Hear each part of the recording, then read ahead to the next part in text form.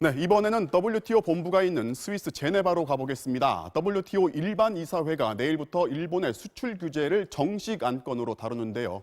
한일 양국의 치열한 논리 싸움이 예상됩니다. 자, 이지선 기자, 우리 정부가 최정예 통상 전문가들로 대표단을 새로 구성해서 파견시켰는데 그만큼 이번 싸움을 단단히 준비하겠다 이런 각오인 거죠.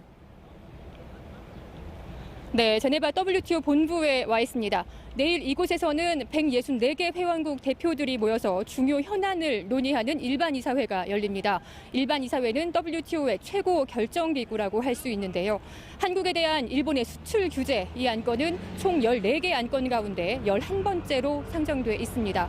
우리 측 입장을 제시할 정부 대표단이 오늘 낮에 출국을 했습니다. 보통은 현지에 있는 주 제네바 대사가 이사회에 참석을 하는데 이번엔 사안의 중대성을 고려해서 산업부 고위급 책임자 김승호 신통상질서 전략실장이 직접 와서 발언자로 나섭니다. 김 실장은 WTO에서 세이프가드 위원회 의장을 지냈고요. 얼마 전엔 후쿠시마 수산물 관련 한일 분쟁에서 극적인 승소를 이끈 책임자였습니다. NHK 등 일본 언론도 후쿠시마 분쟁에서 일본에 역전패를 안긴 통상통이 온다고 주목하고 있습니다. 김승호 실장은 일본의 조치가 논리적으로 모순되고 자유무역 질서를 무너뜨린다는 점을 자세히 밝혀서 회원국들의 공감대를 이끌어내겠다고 밝혔습니다. 이 조치가 얼마나 황당한 것이고 어처구니가 없는 것인지 저희가 잘 설명을 하면은 통상을 해본 사람이라면 쉽게 알아들을 것입니다. 자, 일본도 역시 본국에서 따로 고위급 인사를 파견했다는 소식이 들립니다.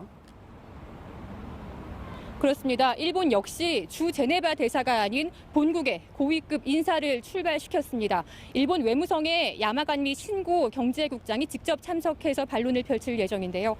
지난 9일 열렸던 상품무역 이사회에서 우리 측 대사는 약 8분 가까이 연설을 한 데 반해 일본 측 대사는 1분 남짓한 답변밖에 하지 못했던 점을 감안해서 이번에는 외무성 차원에서 본격적인 상당한 준비를 했을 것으로 추측됩니다.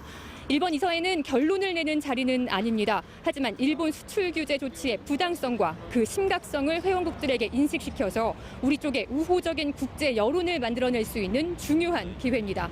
게다가 이번 회의는 일본 측 대표가 지난달에 열린 G20 정상회의에 대한 보고를 하는 시간도 마련돼 있는데요. 이 당시 아베 총리가 자유무역 원칙을 강조했던 게 얼마나 앞뒤가 안 맞는 행동이었는지를 적나라하게 부각시킬 수 있을 것으로 보입니다. 지금까지 스위스 제네바에서 MBC 뉴스 이지선입니다.